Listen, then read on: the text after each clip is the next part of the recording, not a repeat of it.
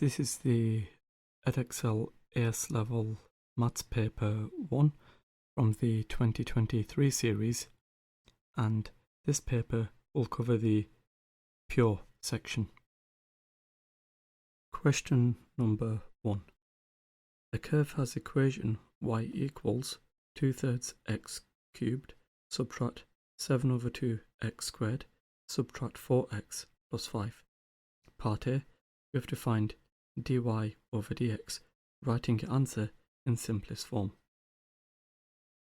For part A, we are given the equation of the curve y equals 2x cubed over 3, subtract 7x squared over 2, subtract 4x plus 5. If we find out what dy over dx is, differentiating every term, differentiating the 2x cubed over 3, we end up with 2x squared. Differentiating the negative 7x squared over 2, we end up with negative 7x. And differentiating the negative 4x, we end up with negative 4. And differentiating the plus 5, we end up with 0. So therefore, dy over dx is equal to 2x squared subtract 7x subtract 4.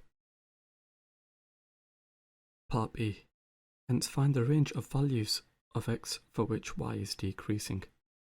Well, for us to find the range of values of x for which y is decreasing, we would have to set dy over dx to be less than 0. So we have 2x squared subtract 7x subtract 4 being less than 0. If we factorise, we have 2x plus 1 multiplied by x subtract 4 being less than 0, from which we can find our critical values. We have for our critical values x equaling negative 1/2 and x equaling 4. If we now represent this graphically, we have the graph of y equals 2x squared subtract 7x subtract 4, and what we are looking for is where the graph is less than 0. In other words, where the graph is below the x-axis. And what you can see is it's below the x-axis in between negative 1/2 and 4, which means it's decreasing for negative 1/2 being less than x being less than 4. Question number 2.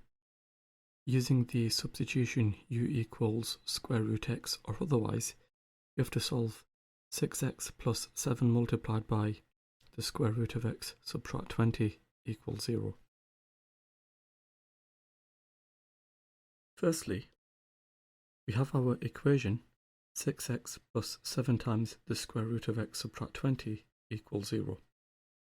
And if we use our substitution u equals square root x, then on the left hand side we have 6u squared plus 7u subtract 20, and this is equal to 0.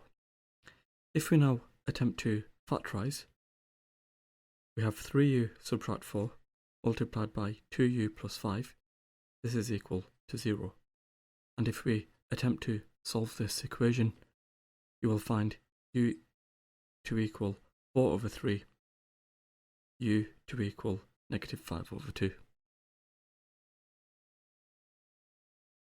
Now, as the square root of x is greater or equal than 0, we can conclude that our only solution is u equals 4/3. And if that's the case, then we have the square root of x equaling 4/3, and if we square both sides, you will find x to equal 16/9.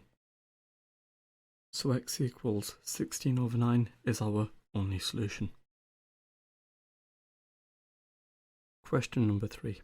Figure 1 is a sketch showing the position of 3 phone masts A, B and C, the masts are identical and their bases are assumed to lie in the same horizontal plane.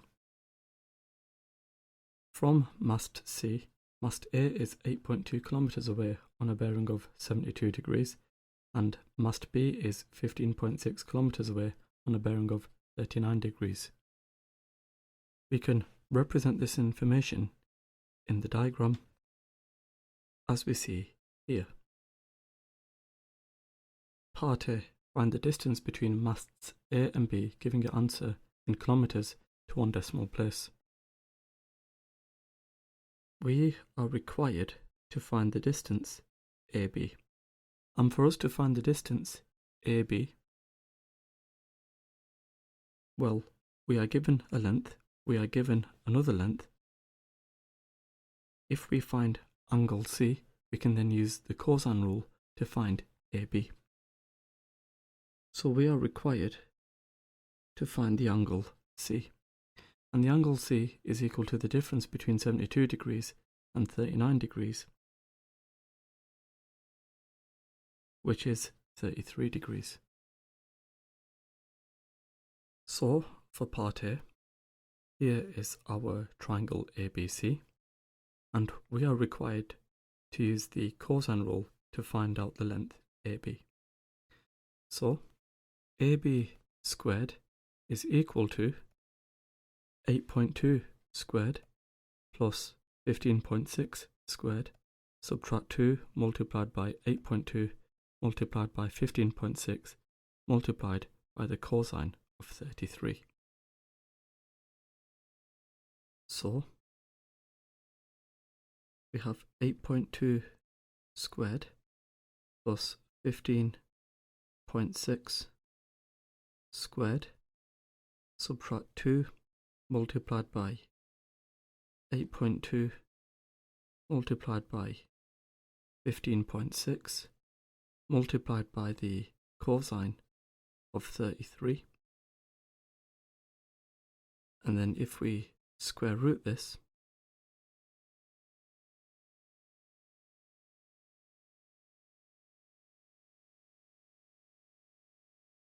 we end up with AB equaling 9.7997, etc.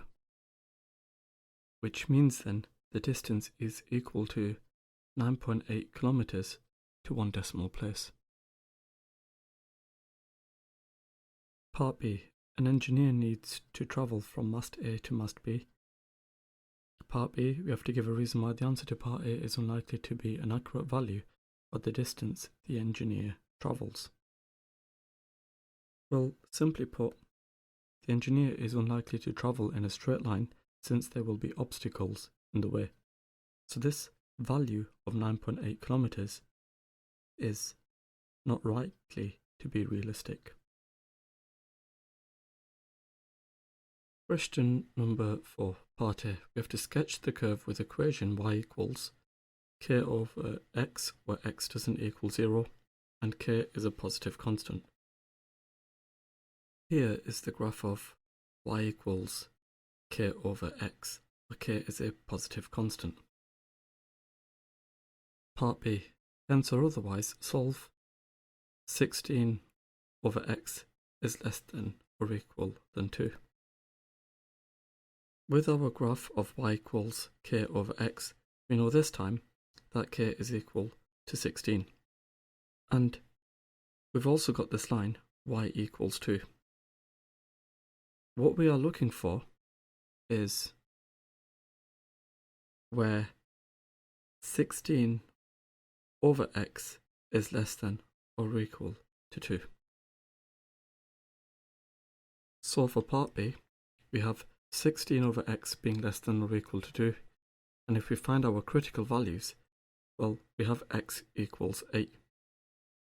And that point is indicated here. We have the point 8 across and 2 up.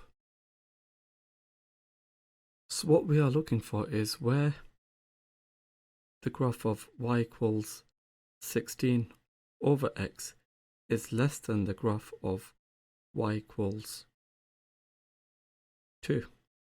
And you can see then it's less than or equal to 2 when x is less than 0, so that corresponds to this section. Then we also have this section, which would correspond to x being greater or equal than 8. Question number 5. The finite region R, shown shaded in figure 2, is bounded by the curve with equation y equals 4x squared plus 3, the y-axis, and the line with equation y equals 23. We have to show that the exact area of R is k times the square root of 5, where k is a rational constant to be found. The first thing we can do is find out where the graph of y equals 23 intersects the graph of y equals 4x squared plus 3. And we can do that by setting 23 equal to 4x squared plus 3. So we have 4x squared plus 3 equals 23. Subtracting 3 from both sides, 4x squared equals 20, which means x squared is 5, which means x is equal to the square root of 5. And this is because x is greater or equal than 0. So here we have that root 5, and we can find out this region R by working out the entire area of this rectangle and then subtracting the area underneath the curve between 0 and root 5. That's shown in red here. So the area of the rectangle will be 23 root 5. We've got the base, root 5, multiplied by the height, 23. So that's 23 root 5. So the area under the curve, which again would correspond to this red bit, that's equal to the integral of 4x squared plus 3 with respect to x in between 0 and root 5. So if we begin to work this out, well, first of all, integrating 4x squared, we end up with 4x cubed over 3, and integrating 3, we end up with 3x. So we need to evaluate 4x cubed over 3 plus 3x in between 0 and root 5. Now for the lower limit, of course, we would just have 0. But for the upper limit, we have 4 multiplied by root 5 cubed over 3 plus 3 multiplied by root 5. So we have 4 multiplied by 5 root 5. Now 5 root 5 is the same as root 5 cubed. And then we divide this by 3. And then we add on 3 root 5. So we have 20 root 5 over 3 plus 3 root 5, which if we evaluate this, we end up with 29 root 5 over 3. And therefore, the area of R, we've got the area of the rectangle, 23 root 5, subtract the area under the curve, 29 root 5 over 3. So if we work this out, we end up with 40 root 5 over 3 units squared. Question number 6. The circle C has equation x squared plus y squared subtract 6x plus 10y plus k equals 0, where k is a constant. For part A, we have to find the coordinates of the centre of C. So, for part A, we have the equation of C, x squared plus y squared subtract 6x plus 10y plus k equals 0. Now, to find the coordinates of the centre of C, we would have to complete the square in x and complete the square in y. So we have x subtract 3 all squared, subtract the square of 3, plus y plus 5 all squared, subtract the square of 5, and then we still add on this k, and this is equal to 0. So if we simplify this, we have x minus 3 all squared plus y plus 5 all squared, and this is equal to 34 subtract k. And therefore what we can see then is the centre has coordinates 3, negative 5. Part B. Given that C does not go or touch the x-axis, we have to find the range of possible values for k. We begin by drawing a diagram. We've got the circle C with equation x subtract 3 all squared plus y plus 5 all squared equals 34, subtract k. And you can see the circle does not touch the x-axis. Now if we think about this, what we know, the distance from the centre of the circle to the x-axis is 5 units. But because c does not touch the x-axis, we can say from here then that the radius is less than 5. And if the radius is less than 5, we have 0, which is less than 34, subtract k, which is less than 25. The square of 5 is 25. And if we solve for this inequality in k, we see that k is greater than 9 but less than 34. Question number 7. The distance a particular car can travel in a journey starting with a full tank of fuel was investigated. From a full tank of fuel, 40 litres remained in the car's fuel tank after the car had travelled 80 kilometres. From a full tank of fuel, 25 litres remained in the car's fuel tank after the car had travelled 200 kilometres. Using a linear model with V litres being the volume of fuel remaining in the car's fuel tank and d kilometres being the distance the car had travelled, part A, we have to find an equation linking V with d. To begin with, we have a linear model, which means we will use the equation V equals md plus c, where m and c are constants to be found. And we are told in the question that we have 40 litres with a distance of 80 kilometres. So when V is 40, D is 80, and substituting these into V equals md plus c, we end up with 40 equals 80m plus c. We are also told in the question, when we have 25 litres, we travelled 200 kilometres, which means when V is 25, D is 200, and substituting these into V equals md plus c, we have 25 equals 200m plus c. We've got two equations with two unknowns and we can solve these simultaneously. From the menu of our calculator, we can go to the equation sub-menu, press F1 for simultaneous, then F1 for two unknowns. We have 80m plus 1c equals 40, 200m plus 1c equals 25, and it turns out m is equal to negative 1/8, c is equal to 50. And with this, if we substitute these back into V equals md plus c, you will find V equals negative d over 8 plus 50. And if I multiply through by 8, you will find 8V equals 400, subtract d. Given that on a particular journey, the fuel tank of the car was initially full, the car continued until it ran out of fuel. Find, according to the model, for the first part of part B, the initial volume of fuel that was in the fuel tank of the car. Well, here we are looking at the initial volume. So what that would imply is we've not gone anywhere. So that's when D is equal to 0. And when D equals 0, V is 50. So this means the initial volume of fuel was 50 litres. And that's because we are solving 8V equals 400, in which case V is 50.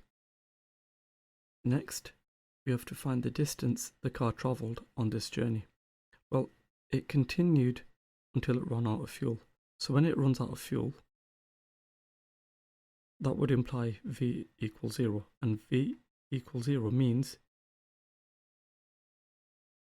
we have 0 equals 400, subtract D, in which case D is 400. Which means the car travelled 400 kilometres.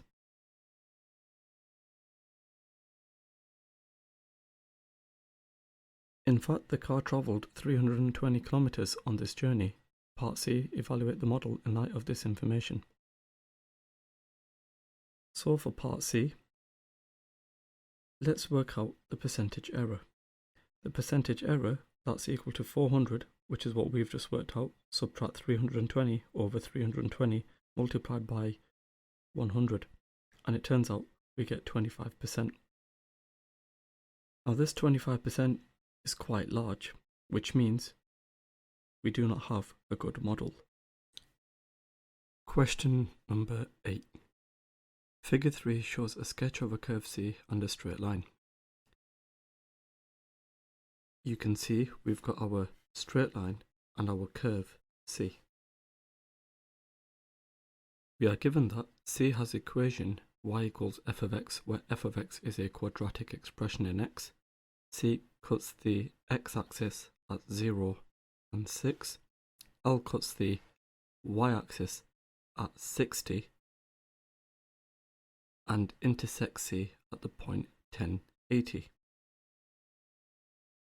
We have to use inequalities to define the region R shown shaded in figure 3. The first thing we can do is find the equation of the straight line L. We are given 2 points, 1080 and 060. We can find the gradient of L, from which we can find the equation of the straight line L. The gradient of L is equal to the change in y of the change in x. So the change in y, we have 80 subtract 60. The change in x, we have 10 subtract 0. And it turns out then the gradient of L is 2. Now that we know what the gradient of L is, we can state the equation of the straight line. It passes through the point 0, 60, so our y-intercept is 60, meaning that the equation of L is y equals 2x plus 60. Now that we know what the equation of L is, let's find the equation of the curve C. Now we know that C is a quadratic, and this will be of the form y equals ax multiplied by x subtract 6. The reason for this is because it crosses the x-axis at 0 and 6. When I set y equal to 0 and solve for x, I get x equals 0 and x equals 6. The reason we multiply by a is because we are stretching in the y direction. We know that C passes through 1080, and if we substitute 1080 into our quadratic, we have 80 equals a multiplied by 10 multiplied by 10 minus 6, and solving for a, we find a to equal 2. Now that we know what a is, we can state the equation of the quadratic. That would be y equals 2x multiplied by x minus 6. So for the regions, now that we know what the equation of the straight line is, and we also know what the equation of the quadratic is, we are below the equation of the straight line. So we have y is less than or equal to 2x plus 60, and we are above the quadratic. So we also have y being greater than 2x multiplied by x minus 6. These inequalities define the region R. Question number 9. You have to use the laws of logarithms to solve the equation. 2 multiplied by log base 5 of 3x minus 2 subtract log base 5 of x equals 2. The first thing we can do is power slide the 2, leaving us with log base 5 of 3x minus 2 squared, and then we subtract log base 5 of x, and this is equal to 2. Next, we can combine the logarithms using the subtraction rule of logs. We will be left with log base 5 of 3x minus 2 squared over x on the left hand side, and on the right hand side we still have the 2. So now if we anti-log, we will be left with 3x subtract 2 squared over x equals 5 squared. And of course 5 squared is 25. So we have 3x minus 2 squared over x equals 25. So now if we multiply through by x, we have 3x minus 2 all squared equals 25x, and if we expand the left hand side, we end up with 9x squared subtract 12x plus 4, and this is equal to 25x. And if we rearrange such that the right hand side is 0, we will be left with 9x squared subtract 37x plus 4 equals 0. And if we factorize this, we end up with 9x subtract 1 multiplied by x subtract 4 equals 0. And if we attempt to solve for x, you will find x to equal 1/9 and x to equal 4. Now, if we think about the original question, here we have 3x minus 2 for our log. But what you will find is when x equals 1/9, the 3x minus 2 is less than 0. 3 times by 1/9 subtract 2 is less than 0, which means we would have to reject x equals 1/9. The solution is not valid when x equals 1/9, which means then x is equal to 4 only. Question number 10. Line L1 has equation y equals 3/5 x plus 6. Line L2 is perpendicular to L1 and passes through the point P with coordinates 8, 0, as shown in the sketch in figure 4. For part A, we have to show that an equation for L2 is 5x plus 3y equals 40. To begin with, we know that the gradient of L1 is 3/5. We have the equation being 3/5 x plus 1 for L1, which means the gradient of L2 is the negative reciprocal of 3/5, which is negative 5/3. And we know that L2 passes through the point 8, 0, the coordinates of B, which means the equation of L2 will be found by using y minus y1 equals x minus x1. So we have y equals negative 5/3 multiplied by x subtract 8. And if I multiply through by 3, we end up with 3y equals negative 5 multiplied by x subtract 8. And if I expand the brackets on the right hand side, we have negative 5x plus 40 equals 3y. And if we rearrange, we can conclude that the equation of the line L2 will be given by 5x plus 3y equals 40. We'll call this equation 1. Given that lines L1 and L2 intersect at the point C, the line L1 crosses the x-axis at the point A, we have to find the exact area of the triangle ABC, giving your answer as a fully simplified fraction in the form P over Q. To begin with, we know that the equation of the line L1 is given by y equals 3x over 5 plus 6, and if we rearrange, we can see then that we have negative 3x plus 5y equals 30. We'll call this equation 2. So on our diagram, we can see we've got the line L1, negative 3x plus 5y equals 30, and the line L2, 5x plus 3y equals 40. We've also got this point B, 8, 0. We need to find the coordinates of A and the coordinates of C to find out the area of the triangle ABC. So we can find the coordinates of A by setting y equal to 0 using equation L1. So when y equals 0, we have negative 3x equals 30, in which case x equals negative 10, which means the coordinates of A will be negative 10, 0. So we have negative 10, 0 for the coordinates of A. We now need to find the coordinates of C, and we can do that by solving negative 3x plus 5y equals 30 simultaneously with 5x plus 3y equals 40. So to find the coordinates of C, we need to solve equation 1 and 2 simultaneously. From our calculator, if we go to the equation sub-menu, we have a simultaneous equation with two unknowns. We have 5x plus 3y equals 40, and we also have negative 3x plus 5y equals 30. And what you can see then is x is equal to 55 over 17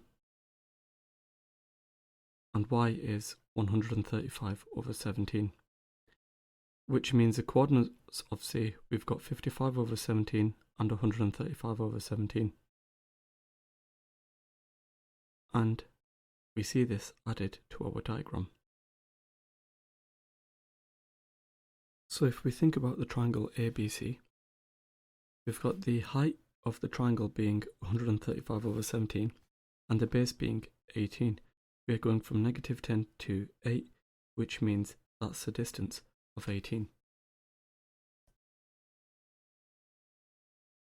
We now have enough information to work out the area of the triangle. The area of the triangle ABC is equal to 1/2 times 18, the base, times by the height of 135 over 17, which is 1215 over 17 units squared, which means P is equal to 1215 and Q is equal to 17. Question number 11. The height h meters of a plant 2 years after it was first measured is modelled by the equation h equals 2.3 subtract 1.7 e to the 0.2t, where t is a real number and t is greater or equal than 0. Using the model part A, we have to find the height of the plant when it was first measured. To begin with, for part A, when t equals 0, we replace the t with 0, leaving us with h equals 2.3 subtract 1.7 e to the 0. And if we work this out, e to the 0 is just 1, so we have 2.3 subtract 1.7, which is 0.6, and therefore the height of the plant when it was first measured is 0.6 meters. Part B, show that exactly 4 years after it was first measured, the plant was growing at approximately 15.3 centimeters per year. To begin with, for part B, we have h equals 2.3 subtract 1.7 e to the 0.2t, and if we differentiate this, we end up with dh over dt equals 0.34 e to the negative 0.2t. Now what we are looking for is what happens when t equals 4, so we replace the t with 4, and if we do that, dh over dt will equal 0.34 e to the negative 0.2 multiplied by 4. So if we work this out, we have 0.34 multiplied by e to the negative 0.2 multiplied by 4. It turns out then dh over dt when t equals 4 is equal to 0.15277, etc. So what this means then is the plant is growing at a rate of 0.153 meters per year, and this is equivalent to 15.3 centimeters per year. According to the model, there is a limit to the height to which this plant can grow. We have to deduce the value of this limit for part C. So, for part C, we need to see what happens to h when t tends towards infinity. And when t tends towards infinity, e to the negative 0.2t tends towards 0, which means h tends towards 2.3, so the limit is 2.3 meters. Question number 12, part A. Show that the equation 4 tan x equals 5 cos x can be written as 5 sin squared x plus 4 sin x subtract 5 equals 0. For part A, we begin with 4 tan x equals 5 cos x, and recognizing that tan x is the same as sin x over cos x, we end up with 4 sin x over cos x equals 5 cos x. And if I multiply through by cos x, we end up with 4 sin x equals 5 cos squared x. And recognising that cos squared is the same as 1 subtract sin squared, we end up with 4 sin x equals 5 multiplied by 1 minus sin squared x. And if we expand the brackets on the right hand side, we end up with 4 sin x equals 5 subtract 5 sin squared x. And if we rearrange, we end up with 5 sin squared x plus 4 sin x subtract 5 equals 0, which is what we require. Part B. Hence solve for x being in between 0 and 360. 4 tan x equals 5 cos x, giving it answers to 1 decimal place. So, for part B, we need to solve this quadratic equation. If we go to the menu and then the equation sub-menu, we have a polynomial of degree 2. We have 5 sin squared x plus 4 sin x, subtract 5, and therefore we end up with solutions of sin x equals 0.677, etc.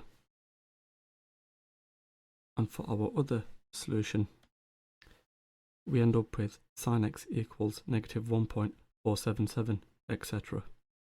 But because sin x can only be in between negative 1 and 1, sin x cannot equal negative 1.477, etc. So we need to store this value into our calculator.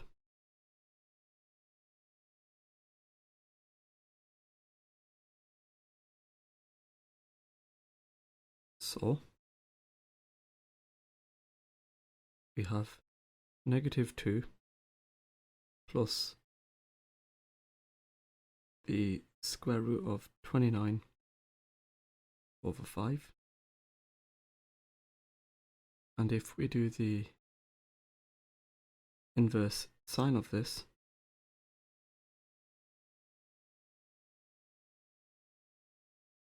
we end up with our first value of x being 42.6 degrees. And for our next value, we need to do 180, subtract this. Our next value is 137.4 degrees, and these are given to 1 decimal place. Part C, hence find the number of solutions of the equation 4 tan 3x equals 5 cos 3x in the interval 0 to 1800, explaining briefly the reason for your answer. To begin with, for part C, we see that the number of solutions in the domain 0 to 360 is 2, and that's what we see here. We've got 2 solutions. Now if x is replaced by 3x, the number of solutions in the domain 0 to 360 will be 2 multiplied by 3, which is 6.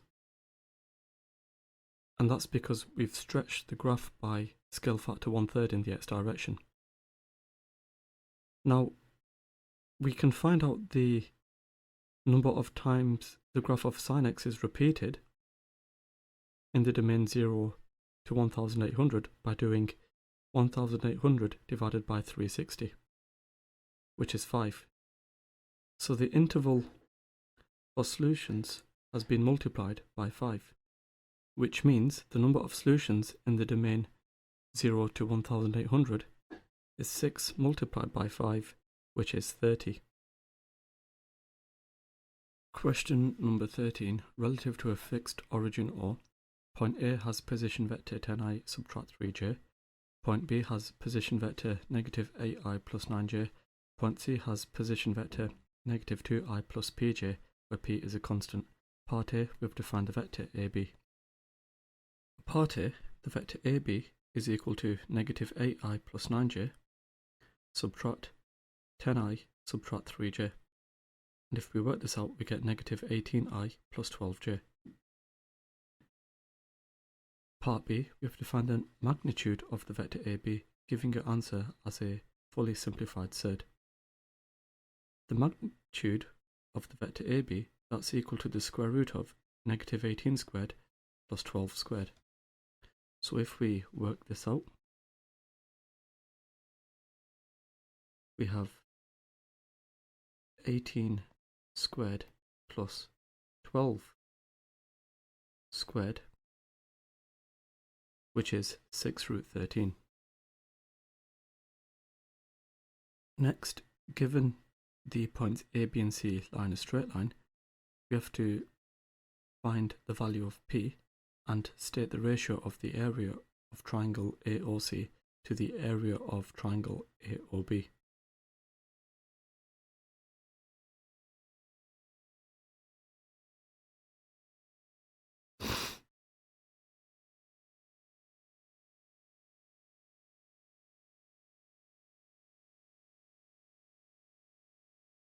And here is a representation of the vectors A, B and C. You can see A, B and C lie on the same straight line. So when we come to find the ratio of AOC to AOB, we have 2 to 3. And that's because if we compare AB with AC, you can see the ratios are 2 to 3. Hence, AOC to AOB is 2 to 3. Question number 14. Find in simplest form the coefficient of x to the 5 in the expansion of 5 plus 8x squared multiplied by 3 subtract 1/2 x to the 6. We can first of all find out what 3 subtract 1/2 x to the 6 is using the binomial expansion. 3 subtract x over 2 to the power of 6. That's equal to, well, for our first term we have 6 choose 0 multiplied by 3 to the 6 multiplied by negative x over 2 to the 0. For the second term we've got 6 choose 1 multiplied by 3 to the 5 multiplied by negative x over 2 to the 1. For our third term, we've got 6 choose 2 multiplied by 3 to the 4 multiplied by negative x over 2 squared. For our fourth term, we've got 6 choose 3 multiplied by 3 to the 3 multiplied by x over 2 to the 3. For the fifth term, we've got 6 choose 4 multiplied by 3 squared multiplied by minus x over 2 to the 4. For the sixth term, we've got 6 choose 5 multiplied by 3 to the 1 multiplied by negative x over 2 to the 5. And for the seventh term, we've got 6 choose 6 multiplied by 3 to the 0 multiplied by negative x over 2 to the 6. So let's work all of this out. First of all, we've got 6 choose 0, so we've got 6. If I go to options, then go to probability, we want NCR. So I've got 6 choose 0 multiplied by 3 to the power of 6 multiplied by negative 1/2 to the 0. So our first term is 729. For our next term, we've got the following.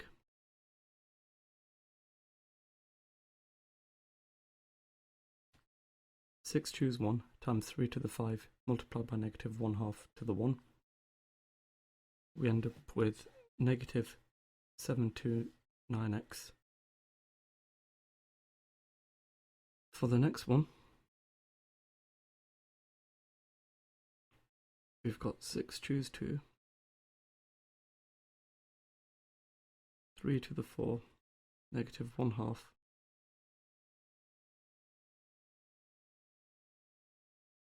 squared, which is 1215 x squared over 4.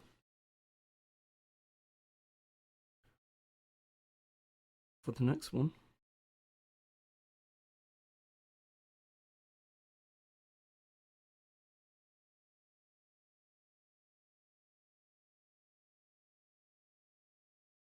we have 6 choose 3, 3 to the 3, negative 1/2 to the 3, which is negative 135x cubed over 2.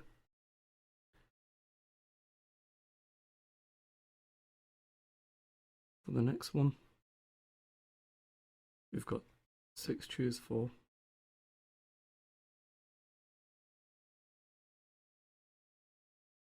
3 to the power of 2, then negative 1/2 to the 4. So we end up with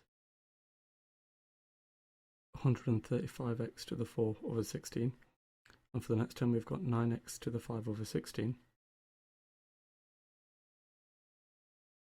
And then for the final one,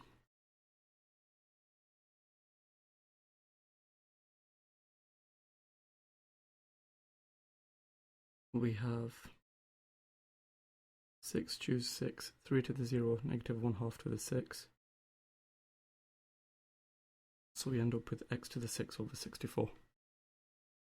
So therefore, we've got 5 plus 8x squared multiplied by 3 subtract x over 2 to the 6.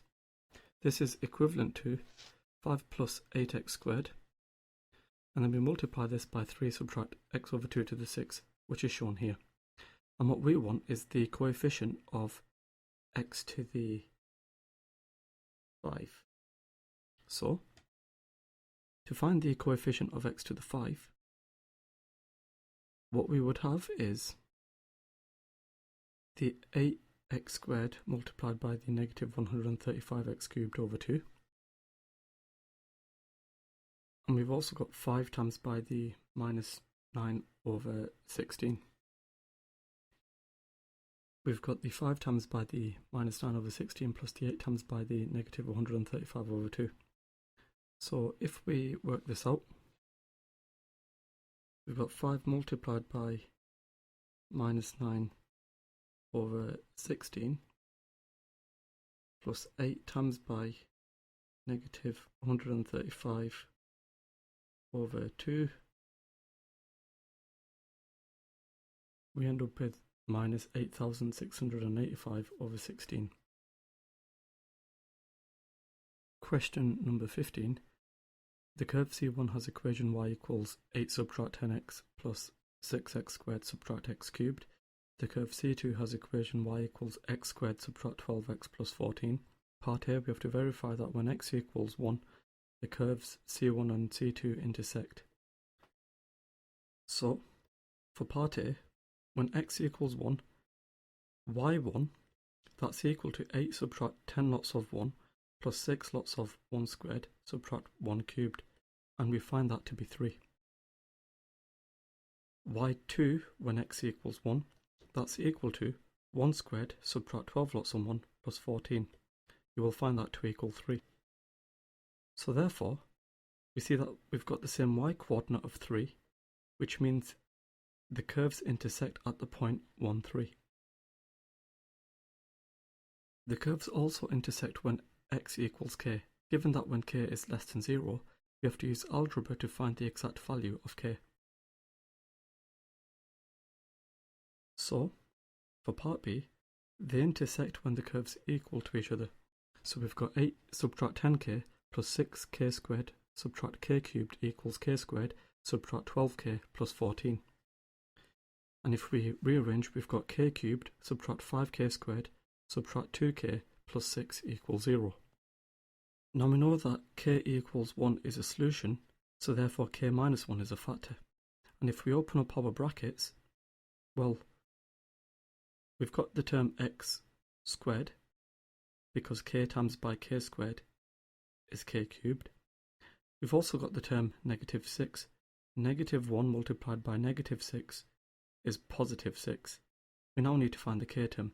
Now if I do negative 1 times by k squared, I get negative k squared, but I want negative 5k squared, so I need to subtract 4k. This will ensure I end up with the negative 5k squared, and this is equal to 0. So when k minus 1 equals 0, k is equal to 1. And I've also got k squared subtract 4k subtract 6 equals 0. And I'll need to solve this equation. And I can do that by completing the square. So I've got k minus 2 squared subtract 2 squared subtract 6 equals 0. So k minus 2 squared equals 10, and for square root, k minus 2 equals plus minus the square root of 10. So I've got k equals 2 plus minus the square root of 10, which means k equals 2 subtract negative root 10 only, and that's because k is less than 0. Question number 16. A curve has equation y equals f of x where x is greater than or equal to 0. Given that f dash of x equals 4x plus a times the square root of x plus b, where a and b are constants, the curve has a stationary point at 4, 3. The curve meets the y-axis at negative 5. We have to find f of x, giving an answer in its simplest form. Well, we've got f dash of x, which is equal to 4x plus ax to the 1/2 plus b. I've rewritten the square root of x as x to the half. So now we know that the curve has a stationary point at the point 4, 3, which means f dash of 4 is equal to 0. So if I replace the x with 4 and set it equal to 0, I've got 4 multiplied by 4 plus a times the square root of 4 plus b, that's equal to 0. And if we simplify this, you will find 2a plus b equals negative 16. We'll call this equation 1. I can now find out what f of x is. F of x is equal to the integral of f dash of x with respect to x.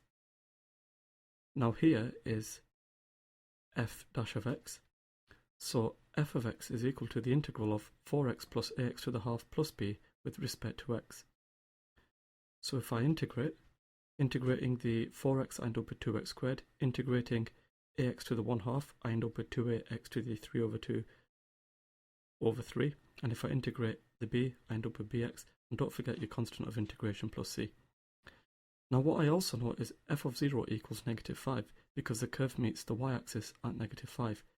So if I substitute this into here, I've got 2 times 0 squared plus 2a multiplied by 0 to the 3 over 2 over 3 plus b times by 0 plus c. And this is equal to negative 5, which means c equals negative 5. And knowing what c is, I can therefore conclude f of x equals 2x squared plus 2ax to the 3 over 2 over 3 plus bx subtract 5. I know that the curve passes through the point 4, 3, so f of 4 equals 3. So I've got 2 times by 4 squared plus 2a multiplied by 4 to the 3 over 2 over 3 plus b times by 4 subtract 5 equals 3. And I can simplify this, leaving me with 6a over 3 plus 4b equals negative 24. Let's call this equation 2. I can now solve equation 1 and equation 2 simultaneously. So from the menu, go to the equation sub-menu. We have a simultaneous equation with 2 unknowns. For our first equation, we've got 2a plus 1b equals negative 16. And for the second equation, I've got 16 over 3 plus 4b equals negative 24. You will find a to equal negative 15 and b to equal 14. Knowing this, we can now find out what f of x is. Well, I've got 2 times by negative 15 over 3, so that's the same as 2 times by negative 5, which is negative 10, and then I've got 14 for b, which means f of x is equal to 2x squared subtract 10x to the 3 over 2 plus 14x subtract 5. Question number 17. In this question, p and q are positive integers with q being greater than p. Statement 1. q cubed subtract p cubed is never a multiple of 5. Part A, show by means of a counter example that statement 1 is not true. Well, for part A, if we let q equal 6 and p equal 1, that means we would have 6 cubed subtract 1 cubed, which is 215.